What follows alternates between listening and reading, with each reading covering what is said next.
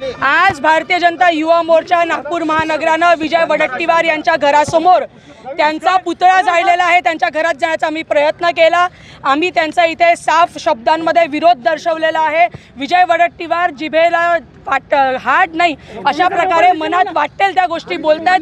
2008चा जो हमला होता, 2008 मध्ये केंद्रात त्यांचं सरकार होतं, राज्यात त्यांचं सरकार होतं। आज फक्त विरोधी पक्ष नेत्याला किंवा काँग्रेसच्या नेत्याला कोणी विचारत नाही, म्हणून फक्त फॅशन करायची आणि टीव्हीवर खळबळजनक वृत्त द्यायचं किंवा स्टेटमेंट द्यायचं यासाठी त्यांनी केलेलं वृत्त आहे। एवढी महत्त्वाची बातमी विजय वडट्टीवार तुमच्याकडे जर का होती तर तुम्ही आतापर्यंत झोपले होतात का? तुमच्याकडे केंद्राचं आणि राज्याचं सरकार होता तेव्हा तुम्ही झोपले होतात का? हा साफ सवाल विचारण्यासाठी आम्ही आज त्यांच्या घरात जाण्याचा प्रयत्न केला, पण पोलिसांनी आम्हाला इथे अडवला।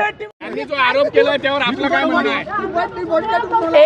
एकदम वाह्यात आरोप त्यांनी केलेला आहे, त्याच्यावर आमचं काहीही म्हणणं नाही आहे। एवढी महत्त्वाची बातमी जर का त्यांच्याकडे होती तर त्यांनी आजपर्यंत त्याच्यावर कुठलीही कारवाई किंवा कुठलेही त्यांनी कृत्य का केलं नाही हा प्रतिसवाल आमच्याकडून त्यांना आहे। सध्या जे वातावरण आहे निवडणुकीच्या पार्श्वभूमीवर हे वक्तव्य केलं का असं वाटतंय का? 100% त्यांना दिसतंय की काँग्रेस ज्या प्रकारे 2019 मध्ये काँग्रेसचा सुपडा साफ झाला होता आणि याही 2024च्या निवडणुकांमध्ये त्यांना दिसतंय काँग्रेसचे काय हाल होणार आहे, म्हणून फक्त सिंपती गेन करण्यासाठी आणि लक्ष वेधून घेण्यासाठी त्यांनी हे स्टेटमेंट दिलेलं आहे। तुमचं आंदोलन आजच्या पुरतं असणार आहे का पुढे काही आणखी पडसाद पाहायला मिळणार आहे? विजय वडट्टीवारवर डिपेंड करेल। त्यांना जर का आजचा आमचा धसका जर का पुरेसा झाला असेल तर आमचं आंदोलन इथे थांबेल, नाही तर त्यांना ज्या भाषेत समजेल त्या भाषेत बोलण्याची आमची तयारी आहे।